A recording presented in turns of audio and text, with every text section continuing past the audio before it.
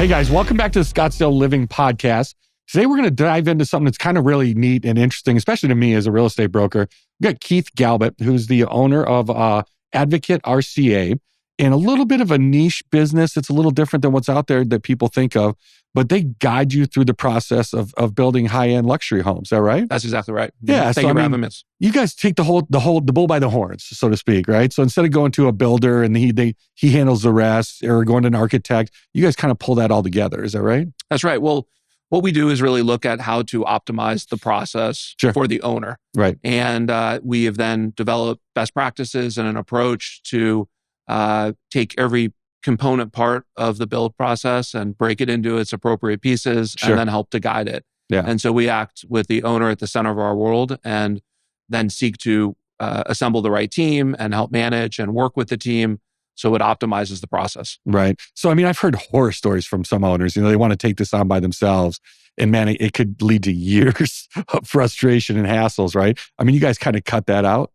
Well, it's a challenging process, right? And it's a process that's filled with lots of emotion and lots of dreams and lots of financial obligations. And so we've been around the block. We've seen it many, many times. And so we look to optimize that and do, frankly, a really good job at it. It's still a hard process, though, and still involves a lot of dedication, a lot of time. But when done correctly, it creates a lot more value, reduces risk, reduces stress, makes everyone's lives better. Yep. And the reason I started the business is I've been a practicing lawyer for about a little now over 20 years. Mm-hmm. And I still run that firm. And I would commonly have people, commonly meaning every week for years and years and years, come in with some version of it not working well and how do we fix it. And so it occurred to me that there was a much better way. And that's why we started the business about 8 years ago. I love that. So that's kind of what led you to it, was all the people coming to you with their issues, obviously, right? Yeah. Yes. Seeing that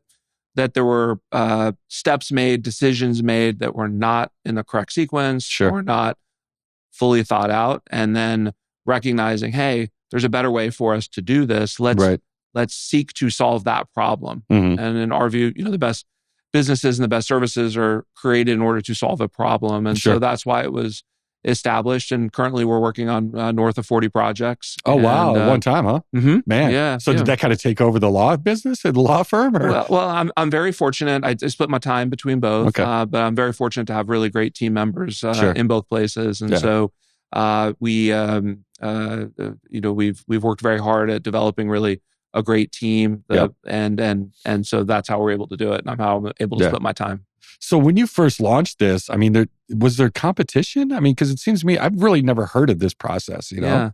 So in the commercial space, you might be familiar, there's owners reps are commonly used to represent the development side of projects. And they have their own approach and kind of role and responsibility. And in some ways, there's some correlation, but we're very different. The home building process, as you know, is a much more custom, much more emotional process that's not built for ROI in the same way. Certainly, adding value is really key to the process, but that's not the sole focus, which on the development side, it functionality and hominess and all the rest of the stuff. What our family wants and how we want to live, and our broader family and how they're integrated into it. Sure. And so there are people in the commercial space that will sometimes work in the residential space, but rarely. There are some kind of home builders or retired home builders that will provide owner's rep role, but frankly, no one, not only here, but really throughout the United States, that has developed the suite of services and the approach that we take. And we have no idea why that's the case. It doesn't make any sense to us as to why it hasn't been done in other markets. But that's what we're seeking to do. Yeah, no, I love it. So the majority of your business, your 40 projects right here in the Valley? The majority are. We're now in a process of expansion, and we have we're serving other markets as well. We have a great teammate that's in the Coachella Valley, Southern California area. We're currently bringing in someone in the South Florida area. And we also dispatch our people from here. A lot of the work as part of the management and day-to-day can be done here. And then we'll dispatch people to the site for site inspections and reviews with the clients and that kind of thing. But the majority of our projects are here. Okay. And we're really enjoying it. So how does the process start? I mean, traditionally, a luxury guy that wants to build a luxury house, go out, either find himself a builder, find himself an architect, or a real estate agent, find the piece of property. Do you guys kind of do all of that, or you jump in the middle, or where's it start? So what we do is help to curate the process. So we're huge believers in hiring the best in each of the areas that you've identified. And we don't play in or step into those spaces. We will consult and advise based on us doing a lot of projects, but it starts often with site selection, so the identification of the right parcel or home, and in that we're bringing in the realty team. We're often, sometimes clients will have their chosen realtor. That's great. To the extent that they want help in identifying that, we'll help to put together a list of folks who we think could really serve the client. We'll go through an interview process and help the selection there. And we go through that process with architecture, with interiors, with engineering.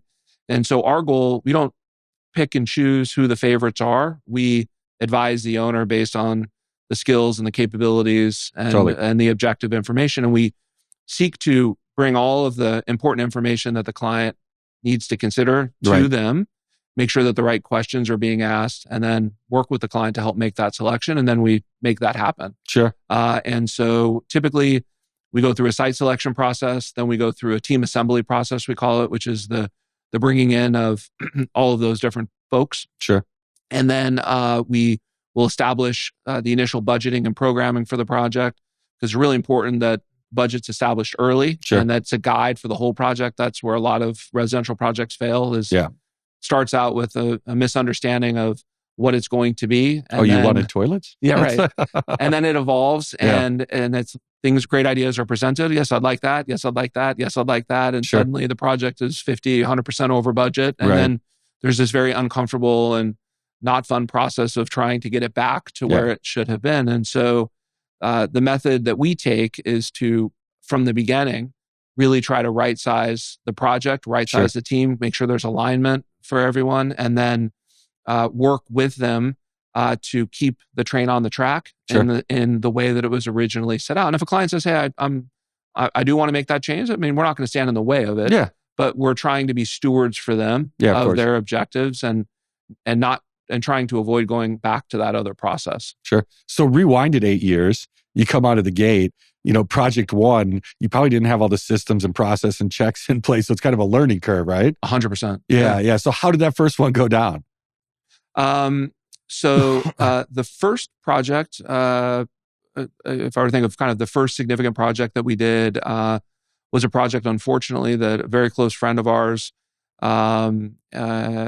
engaged in, where the contractor engaged in fraud. And so there was an unwinding of that fraud, and then a right sizing of the team and bringing in a new general contractor in order to complete the project. And the way it really started was very naturally. Friends and clients said, "Hey," they come over to the house. "Hey, can you help me do this?" And that's how it originally started. And so I applied the principles I've learned as a lawyer, the principles I've learned as a commercial, watching commercial owners, reps, and knowing where a lot of the mistakes happen, and helping to really guide them. The way the business has evolved over time is through really working hard at establishing best practices and continually improving those. And every day we're learning. Every day we're doing a little better. So so it's a very different business today than it was then. I'm sure. Yeah. So, I mean, you guys in simplicity, kind of like a high-level project manager for the whole thing. Yes, that's right. So what drives it now? I mean, obviously, when you put a luxury home builder in a room with a luxury home buyer and a realtor and an architect and trades and interior designers, everybody's got an opinion, right? So, I mean, how do you guys manage that process? I mean, I assume it's, a software-driven thing, checks and balances, but is there all systems in place that it kind of flows through? Yeah, so a lot of it is systems, but a lot of it's human touch, and a lot of it goes back to the assembly of the right team. What is the client's real objectives? How does it vary between the two spouses, if there are two spouses? Hiring the right team that really seeks to understand what those objectives are. We have some clients that are building for spec. We have some clients that are building for their forever home. We have some clients that are building for 2 to 3 years. They want to build it, live in it for 2 years, and maybe do it again. Sure. And so each of those has its own sets of requirements and objectives. And so it's about establishing those, I think, and then really hiring the team that wants to understand that and will work collaboratively with everyone else. Where a lot of the breakdown occurs, as I'm sure you know, is where there's ego or there's a misalignment between one of those different groups and the owner. And that's where it becomes challenging quickly. And often not until the cake is in the oven, right? And then it becomes more difficult to deal with. So it goes back to that. And then I think we're doing so many projects. We know most of the great builders, architects, designers, et cetera. And we work to really cultivate the right team that kind of sees that vision and is willing to be a problem solver. And then it's a matter of really managing at every step, every iterative step to that outcome. Yeah. An interesting thing I saw reading through your website is like you guys don't necessarily have your builder or your architect. You work with whoever the home buyer is comfortable with for the most part, right? Yeah, no, it's the opposite, really, right? So we certainly have folks we've worked with we like a lot and that we think a lot of, but we are open in every circumstance to whatever the owner wants. And our objective is, as a fiduciary to the owner, to help them understand what their options are, how those options tie into their objectives, and then help them make good decisions. But we don't drive those outcomes. We certainly have opinions, but we don't drive them. So it is unique. I think a lot of the development community kind of assemble a team and package it together. We have a very different core value around that. Like our view is that that each decision should be made with eyes wide open, and it should be the decision that's best for the client. And sometimes that leads to the same team, but most of the time it doesn't. Yeah, absolutely. So now with 40 projects going on, how does it work for the buyer? Are they assigned like their own project manager, or is it at different positions as they go through the process? Yeah, it's a great question. So we call our project managers project advocates. And so we have senior project advocates and project advocates, which is kind of think of it as a senior project manager, and then a more mid-level. And then we also have support folks that are under them. And so usually always on a project, there is a senior project advocate and then a support project advocate and then a lower level project support person. And those people as a group work to manage and advance the project on behalf of the owner. So you guys kind of started a little bit, maybe a couple of years before COVID, right? So how did that affect business? So COVID, in terms of new projects and the growth of the business, was tremendous. I mean, it was kind of weird, right? The way it worked out for real estate. Inversely correlated, I think, at least to what I would have expected. I thought people would be. It was terrifying when it first happened, then it ended up being fantastic. You'd think human nature would be a lot of being cautious, and certainly there was a lot of that. But there was a lot of people willing to make life changes. And we, of course, live in an amazing place. They're coming here. We're very lucky. Right? And so for those reasons, it was great. In terms of managing these projects, in terms of construction costs, in terms of the economics of these projects, it was extraordinary, and it continues to be a very extraordinary period. The supply chain changed a lot, didn't it? It tremendously, and in ways that were predictable and ways that weren't. And even commodities, lumber, which had been fluctuating but relatively steady and in kind of a band of normalcy, shot up, shot down, shot up, shot down, and so how all those things interact, and then the timing of supply chain, and then constraints on the generals and subs in terms of people, all led to what's called unique challenges. And so that was a big part of what we had to adapt to, adjust to, figure out solutions to, and in large part, it's about setting the right course and then adjusting to things that change, trying to lock down things when we could, in terms of locking down pricing, entering into contracts, dialing in some of those risks. Which we learned a lot around. And it's something that, frankly, the generals had never experienced. The subs had never experienced. The world had never experienced. And so there was lots of learning. But there's a ton of, there's just a lot of really brilliant and smart people and capable people in this space. And the best ones all found ways to mitigate risk and dial in things well. So tell me a little bit about how far do you get down into the minutia? I mean, are you helping GCs find subs, or are you helping an architect get plans approved? What level of degree are you in on that? Yeah, so we are believers that you hire great people, yep, and you let them do great work. We over time have identified a number of areas where the ball can get dropped, where it can delay time, where there can be big implications in terms of cost. And so we work to shore those up, but always with those professionals at the center. And right. so like an example would be Paradise Valley House, Hillside, the complexities associated with, we know how that process works. Sure. We will coordinate with and support the architectural and engineering team and the town in helping to get things done, get things through. And we can anticipate, because we've been around it a bunch, where things can get challenging. Sure. And we will anticipate when there will be a response. We'll make sure the whole team is coordinated to respond as quickly as possible. And so that's an example of kind of us pushing the project along, anticipating what it is. And certainly there are architects who have done a lot of hillside work and ones who have done less. Same with engineering. And so we will work to really supplement the team in helping to make that happen. Sure. In terms of costs, or the general contractors will typically present their preferred group. They will often, we will, as a requirement, have them go out and bid at multiple levels. But we also have really strong internal cost data Sure. for all the projects that we've worked on, plus projects that we have good relationships with generals who share their data with us, sure. where we can say, okay, on a per square foot level 5 drywall, what should it cost? Okay, we look at the numbers sure. that have come in, and we can check all of those things, which is, I think we're really the only group in our community who has that diverse of data in the luxury construction space, right, to really be able to test cost information real time. Most in most cases, the best anyone can get to is what that general contractor's right. set of experiences is. But we have the ability to draw on a much bigger pool, which really helps us see really what costs are and should be, and help then us shore up those areas where there's outliers. And we do that. We'll work with the general and say, okay, look, numbers are reasonable on all of these areas. Maybe there's even a scope missing. Let's look into it, because our goal is not. Our goal is to be as accurate as possible. And so sometimes there's missing scope, and then sometimes there's duplicative scope that we help ferret out. In some cases, just the cost numbers that came back are too high. Right. And so we'll say, okay, on this issue, we need to go back and get some additional bids.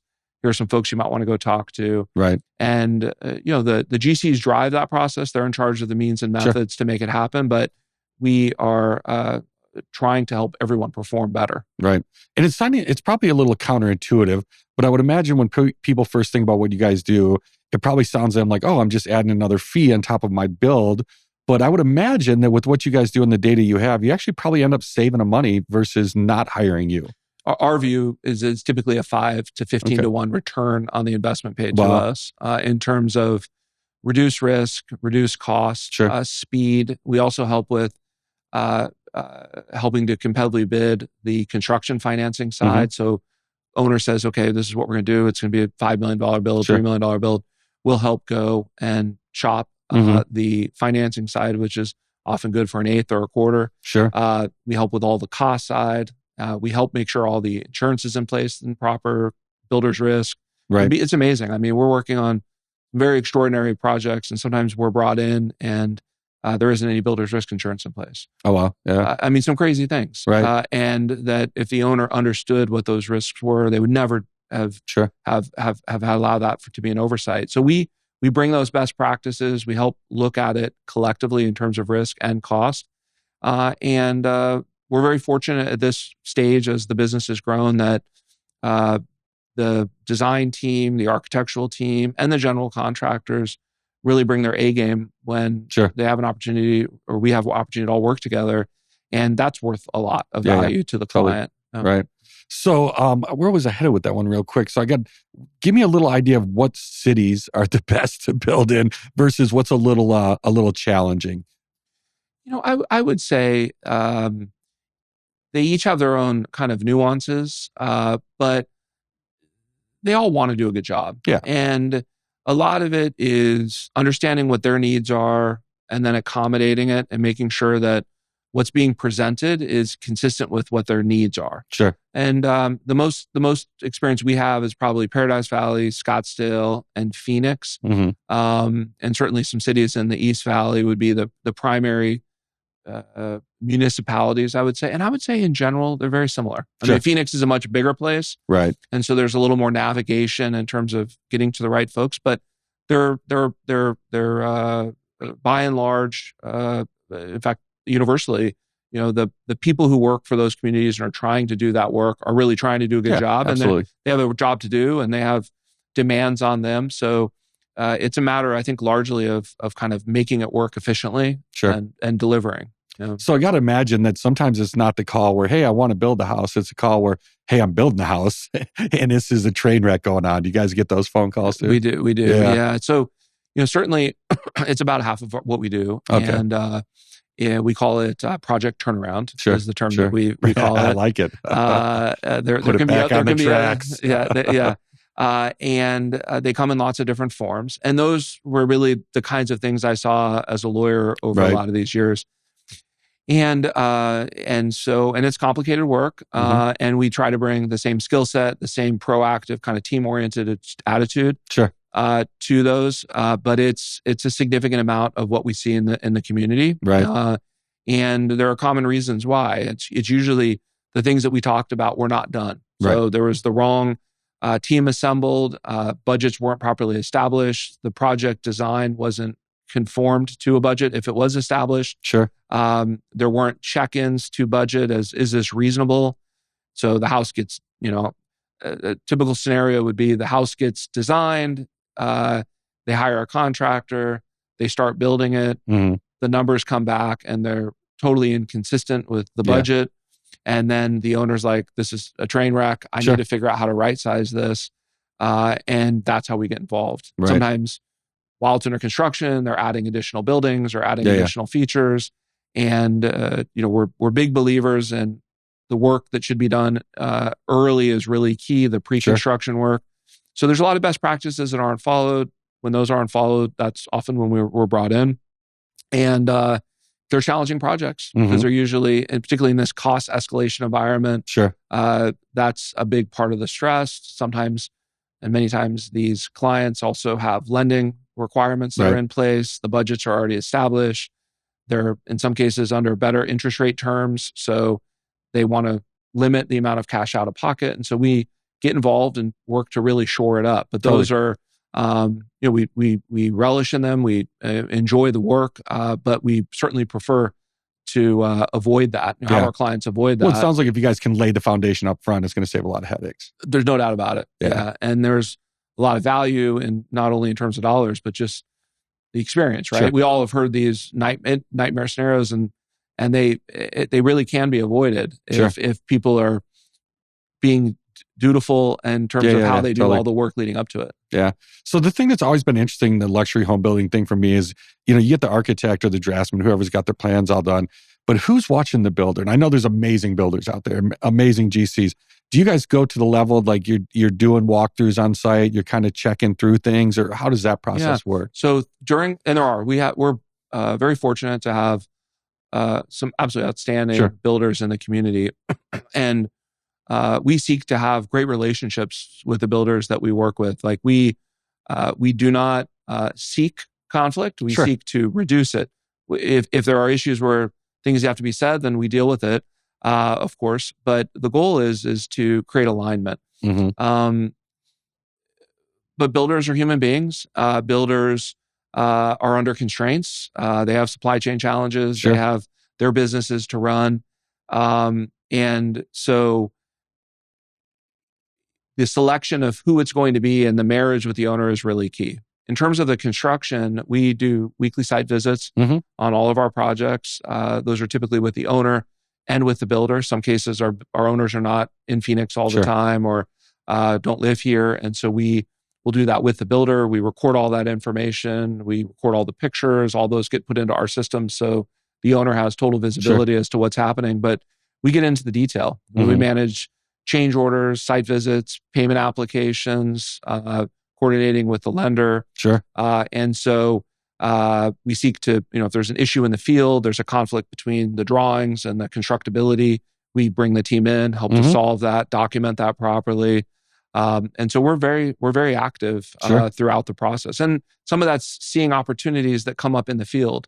Like, hey, the grading and drainage is routed this way. Is this appropriate? Well, we really could do it this way and probably save the client a lot of money or reduce the risk of there being a water issue. And so we'll work together and say, okay, let's facilitate that. Let's move that forward. And so it's a very collaborative process, but we're in the thick of it. We're not just in the office. Yeah. So what's interesting in the 8 years that you guys have been doing this, and nobody has a crystal ball, obviously, but the luxury home market has really taken off. I mean, the price points have in Phoenix, Silverleaf PV. I mean, you're getting up to $15, $20, $25 million. I saw one in Queen Creek the other day. It was $25 million. And it's like, wow. What do you think is going to happen with that market? Is it can continue grow like that? Do we have the capacity for that? So it's a great question. It's something I think about all the time. Sure. I think that my personal view, I'm born and raised here. I've seen lots of cycles. Sure. My dad's been a practicing lawyer for 50 years. Yeah. He's seen lots of cycles. Sure. I grew up around the cycles, right? As many of us did. And I think the future will continue to have cycles. Sure. And we should anticipate them and we should be thoughtful and cognizant, which is why I think our services are really important to help make sure that good decisions are being made all the way throughout.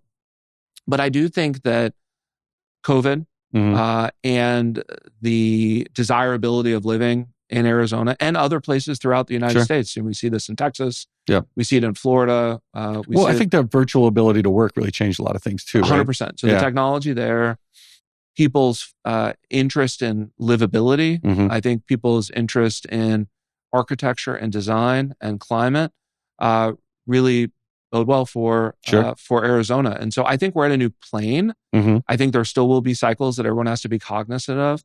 And in Paradise Valley, for example, the lots that are minted are the lots that are minted. There aren't any more coming. There's no more dirt. There's no more coming. And so that creates its own supply demand constraints that creates impact. And Silverleaf and Paradise Valley, a number of other areas, are on a new plane. And I think the ease of doing business here, I think the availability of great healthcare now, I think the availability of really great education and employees are things that have really developed over the last 40 or 50 years in a way that we're at a whole new level. And and that's why we see big businesses coming here. That's why the economic landscape has changed so much. And I think that all is very supportive. If we're talking about the luxury market, I think that there's going to be more opportunity in the next 50 years than there was in the last 50, which says a lot because the last 50 years has been pretty extraordinary. Yeah, without a doubt, it's definitely changed quite a bit. So when your clients come to you up front to the start, what is kind of the length of that process? And I know it's a wide open question, but I mean, are we a year build, a 2 year, a 5 year? And I totally understand it's project to project, but what's kind of an average, I would say? I can get into some specifics. I mean, I think if you take let's say a Scottsdale, Paradise Valley, East Valley flat lot, relatively straightforward civil engineering. And without having to go through a hillside process, I think the design and permitting process, if done well, is a 6 to 9 month process. Okay. And then the build time is 15 to 18 or 19 months, depending on the complexity of the build. On the other hand, if we were to take a large hillside project, where you move a lot of dirt and getting into it, and lots of grading and drainage work, lots of potentially hard dig work to get the pad established, in addition to all the pre-construction work that has to be done. A year is conservative to really work through that. And then the build are often 18 to 24 months, in some cases more, depending on how complicated the building is. And those numbers can slide pretty quickly if they're not really managed actively. So another one that I think you guys do, and correct me if I'm wrong, but you guys will do total high-end remodels as well, right? Because that's a big thing in PV, especially right now. Okay. And that process, similar? Yeah, that really depends on the scope of the changes, right? So, if the work is being done is really a function of surfaces and there aren't structural, mechanical roof, other kinds of really challenging kind of scopes or components, then it can be pretty straightforward. It's really a function of what's needed in the house. Most of the key to remodels, of course, is the value proposition of the improvements. You know this so well, the value proposition of the improvements relative to the future value of the house. And we also consult and work on that to really help clients understand, okay, if you take it this far, there's really a value proposition for you. If you take it this far, it's probably diminishing relative to other uses, for the property. And we work with the realty teams to help really establish that as well. We also work with some really great appraisers in the city that we bring in to say, okay, X, Y, Z. If we do this, this is future value. If we do this, this is future value. And then client can make an informed decision, because that's another part of the remodel challenge is people start going down the path, and then it starts creeping up on them. It starts creeping up, and then there's a question, and sometimes there's an inverse relationship to the work that's being done and the future value. Sure. So I'm going to throw you a little bit of a curveball. It may be in your wheelhouse, it may not, but I think it's a big question, especially we have a ton of people moving here from out of state. So I get this question nonstop. What's your take on water in Phoenix, Scottsdale, PV? Obviously things we've had with Rio Verde, but as builders are building more homes, you hear a lot of people say, we don't have the water for that. And then there's the other side. It's like, hey, we're doing a great job of conservation of water. Do you guys kind of look at that? Is that kind of in your scope, or it's really not something you touch? So it happens to be a personal interest of mine, just being born and raised here. But it doesn't come up too much in the municipalities that we're working in because of their water supply and access. And the kind of big picture, and I don't know how much you want to go down this tangent, but the big picture is, for most of the cities that we've been talking about, the water supply and water situation, particularly this year, is really, really strong. Right. And in fact, we have more rainfall than can be captured by our systems at present. And so we're not even grabbing all of it, for its use. That is not the case for some of the outlying communities where, in order for them to be developable, they need to meet certain constraints or certain requirements. And that, in my personal view, is completely appropriate. Absolutely. And I think that's where the big focus is going to be in the coming decades is really water usage per home, water usage per person, and water usage really in the agricultural space, because the vast majority of our water is used as crazy, agricultural, right? and on a per use basis, water usage is actually down. So people are doing a better job, and in many cases the infrastructure is very strong. But we do live in a time of warming and these really unusual cycles of drought, and it's a desert, and it's a desert. So it's certainly an appropriate and important topic. I would say that in the areas that we're doing our projects, it comes up less, just because there is availability and it's quite strong. Sure, absolutely. So that's Keith Galbut with Advocate RCA. So give us all your stuff. Where do people find you? How do they get a hold of you? How do they hire you? Well, first of all, thank you for having. Yeah, absolutely. Thank you. We really appreciate it. Gotcha. So our website is www.advocate-rca.com. If you type in Advocate Residential Construction Advisors, it'll pop straight up. You can find us on all the main social media, Instagram, LinkedIn, Facebook, where we have lots of our projects, links to pictures and videos, and seeing our process in place. Cool. And our physical offices in Scottsdale and Scottsdale Road, kind of embedded where the new Ritz is being constructed in the Scottsdale Spectrum. Sure. Cool. So that's Keith with Advocate RCA. It's been great having you, man. We really appreciate it. Thank you for having us. You bet.